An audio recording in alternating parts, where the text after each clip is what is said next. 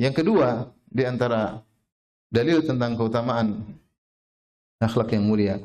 Akhlak yang mulia ternyata cakupannya sangat luas karena dia akan menghabiskan umur orang sangat banyak. Jadi kalau kita beribadah, maksudnya begini, kalau kita beribadah baca Quran paling setengah jam selesai. Kalau kita sholat paling 5 menit, 5 menit, 5 menit, 5 menit selesai. Sholat malam taruhlah seperempat jam, setengah jam, 1 jam selesai. Tapi kalau akhlak, dia menghabiskan waktu sangat banyak. Dan ini dijelaskan oleh Syekh Abdurrahman bin Nasir Sa'di dalam risalahnya Husnul Khuluq. Bukankah kita dalam kehidupan sehari-hari kebanyakannya kita berinteraksi? Kita berinteraksi dengan anak, istri, berinteraksi dengan bos, berinteraksi dengan pegawai, berinteraksi dengan anak buah, berinteraksi dengan murid, berinteraksi dengan ustadz, berinteraksi dengan tetangga. Hampir waktu kita paling banyak itu adalah interaksi antara manusia dengan apa? Manusia. Kita ke masjid, interaksi sama teman-teman di masjid. Kita ketemu orang, interaksi dengan masyarakat sekitar rumah. Nah, kalau seorang sudah mencapai akhlak yang mulia, maka setiap interaksinya berpahala. Setiap interaksinya berpahala. Cuma dia butuh perjuangan untuk berakhlak mulia. Kapan dia sampai derajat akhlak mulia? Dia interaksi sama siapa saja, argo pahala jalan. Ketemu di rumah, ketemu istri, dia berinteraksi akhlak mulia. Argo pahala jalan terus. Maksud saya, umur kita paling banyak habis adalah masalah interaksi. Antum baca Quran berapa jam sih sehari? Palingnya 1 jam belum tentu, setengah jam belum tentu, seperempat jam kalau sempat. Sebentar. Sholat berapa menit? Sholat juga nggak banyak. Sholat 5 waktu. Kalau ke masjid potong-potong taruhlah setengah jam, nggak sampai setengah. Paling 2 jam juga belum tentu sampai. Ya. Sholat malam kalau bangun, kalau nggak bangun ya sudah ya. Paling banyak interaksi sama istri, sama anak, sama.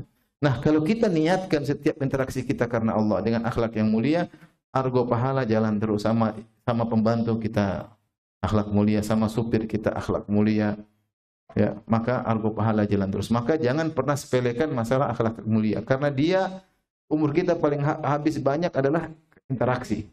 Nah, kalau kita sudah punya akhlak mulia, kita berinteraksi dimanapun, kita dapat pahala. Kita dapat pahala. Ya. Kemudian cakupannya luas dari sisi waktu. Kemudian dari sisi objek yang kita mau interaksi juga lebih luas. Lebih luas. Kalau kita berpahala dengan sedekah, uang kita terbatas, asyik kita terbatas. Dalam hadis kata Rasulullah SAW, "Innakum lan tasa'un nasa bi amwalikum, walakin yasa'ahum minkum bastul wajh wa husnul khuluq." Kata Nabi, kalian tidak akan bisa mencakup seluruh manusia dengan harta kalian. Kalau saya punya uang 1 triliun, saya bagi-bagi pun nggak akan habis. Habis dan masih banyak orang. Tapi kalian bisa mencakup manusia, kata Nabi SAW, dengan senyuman dan akhlak yang mulia. Saya kalau senyum sama 1 juta orang, bisa atau tidak? Bisa, yang penting mereka mau lihat aja. Kalau saya senyum di YouTube, banyak yang lihat nggak? Kalau saya lihatkan karena Allah, saya dapat pahala. Senyum sama banyak orang. Kalau bagi-bagi uang, nggak cukup. Bagi uang 1 juta orang, 1 orang 100 ribu aja sudah 100 juta. Apalagi 1 orang 1 juta, 1 triliun.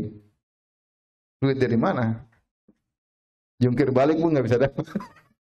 Menurut saya, makanya Nabi mengatakan, kalau kalian mau mencakup manusia dengan harta, kalian nggak bakalan mampu. Kita pasti bantu cuma keluarga dekat, kerabat, tetangga, kawan yang kita kenal. Lebih dari itu kita nggak mampu. Kita bantu orang yang tidak kita kenal sesekali, tidak terus-terusan. Tapi kalau dengan akhlak mulia, kita bisa senyum kepada siapa saja. Kita bisa ramah sama siapa saja. Kita bisa tawaduk kepada siapa saja. Kita bisa tawaduk kepada siapa saja. Dan biasanya orang akhlak mulia itu dikenal. Ada si fulan. Orang semua senang kalau nyebut dia. Kalau ada dia, orang semua bahagia. Kenapa? Dia murah senyum, dia tawadhu, tidak pernah nyinyir orang. Kalau ketemu, kata-katanya halus, menghormati orang lain. Mana kabar, murah senyum. Ini dia dapat pahala terus. Kenapa akhlaknya mulia? Oleh karenanya saya katakan tadi, akhlak mulia itu cakupannya sangat luas. Dia mengambil waktu kita banyak, dan dia juga objeknya yang dicapai juga sangat banyak. Oleh karenanya berusaha menjadi orang yang berakhlak mulia. Karena kalau kita sudah sampai derajat akhlak mulia, argo pahala jalan terus. Bahkan kalau kita di rumah tidur, mungkin tidur juga dapat pahala. Kenapa? Istri ngeliatin kita senang, ngeliat wajah kita senang, dapat pahala nggak? Dapat pahala. Tapi kalau akhlaknya buruk, alhamdulillah sudah tidur, bikin capek. Tadi ngomel aja gitu.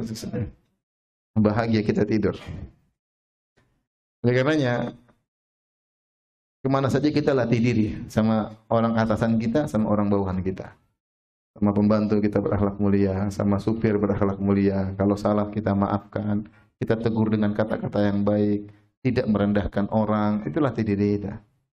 Itu perlu dilatih. Ya, tidak sombong, tidak angkuh. Orang sombong tuh tidak ada yang suka.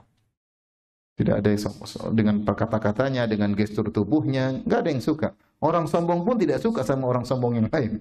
Sombong sekali, udah disombong. Sombong jangan. Saya cukup, saya yang sombong, kau jangan. Jadi sesama sombong pun tidak suka.